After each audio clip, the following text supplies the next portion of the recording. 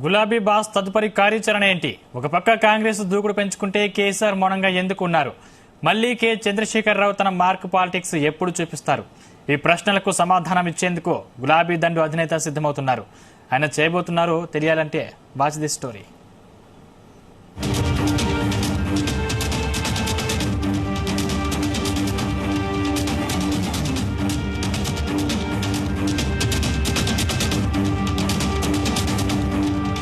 తెలంగాణలో కాంగ్రెస్ అధికారంలోకి వచ్చాక గులాబీ బాస్ సైలెంట్ అయిపోయారు.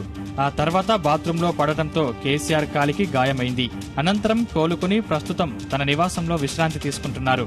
ఇటీవల జరిగిన అసెంబ్లీ సమావేశాలకు సైతం ఆయన హాజరు కాలేదు. ప్రభుత్వం ఏర్పడిన తర్వాత కేసీఆర్ బయట కనిపించిన సందర్భాలు దాదాపు లేవని చెప్పాలి. దాంతో కేసీఆర్ మళ్లీ పాలిటిక్స్ లో ఎప్పుడెప్పుడు యాక్టివ్ అవుతారన్న ప్రశ్నలు బీఆర్ఎస్ లో వ్యక్తమయ్యాయి.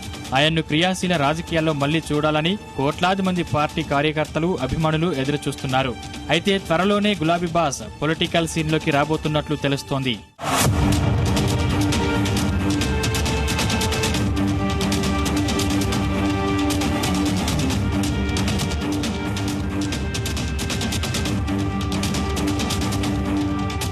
లోక్సభ ఎన్నికలు దగ్గర పడుతుండటంతో వాటిపై కేసీఆర్ దృష్టి సారించినట్లు తెలుస్తోంది. అసెంబ్లీ ఎన్నికల సమయంలో జరిగిన తప్పులు రిపీట్ కాకుండా ఆయన అన్ని జాగ్రత్తలు తీసుకుంటున్నట్లు సమాచారం. ఇప్పటికే కీలక నేతలకు ఈ దిశగా కేసీఆర్ దిశానిర్దేశం చేస్తున్నట్లు సమాచారం. కొందరు ముఖ్య నేతలను తన వద్దకే పిలిపించుకుని తదుపరి కార్యాచరణపై దృష్టి పెట్టారు. గెలుపు గుర్రాల ఎంపిక మొదలు ఎన్నికల్లో అనుసరించాల్సిన వ్యూహాలపై బీఆర్ఎస్ అధినేత కసరత్తు చేస్తున్నట్లు సమాచారం. త్వరలోనే ఎంపీ అభ్యర్థుల జాబితాను కేసీఆర్ ప్రకటించబోతున్నట్లు సమాచారం.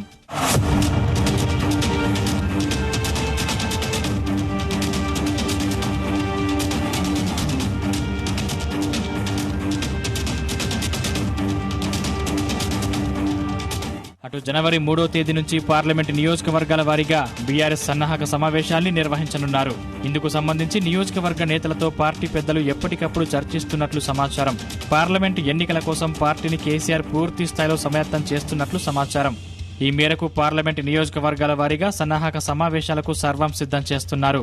బీఆర్ఎస్ అధ్యక్షుడు కేసీఆర్ ఆదేశాల మేరకు తెలంగాణ భవన్ వేదికగా party working president KTR, party secretary general K Keshava Rao, మాజీ స్పీకర్ మధుసూదనాచారి, మాజీ మంత్రులు హరీష్, కడియం, పోచారం, జగదీష్ రెడ్డి, ప్రశాంత్ రెడ్డితో పాటు ముఖ్య నాయకులు ఈ సమావేశాల్ని నిర్వహించనున్నారు.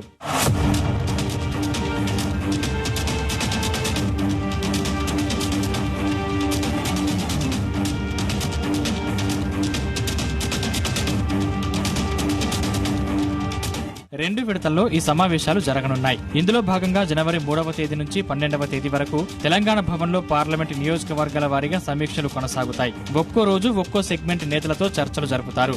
సంక్రాంతి పండుగ నేపథ్యంలో మధ్యలో 3 రోజుల విరామం ఇచ్చి మిగిలిన నియోజకవర్గాల సన్నాహక సమావేశాలను సంక్రాంతి తర్వాత పార్టీ కొనసాగించనుంది. మొదట జనవరి 3న ఆదిలాబాద్ పార్లమెంట్ నియోజకవర్గ సమావేశంతో ఈ ప్రక్రియ ప్రారంభం కాబోతుంది. తెలంగాణ భవన్ వేదికగా ముఖ్య నేతలతో జరగనున్న వరుస భేటీల్లో కేసీఆర్ కూడా పాల్గొంటారని తెలుస్తోంది.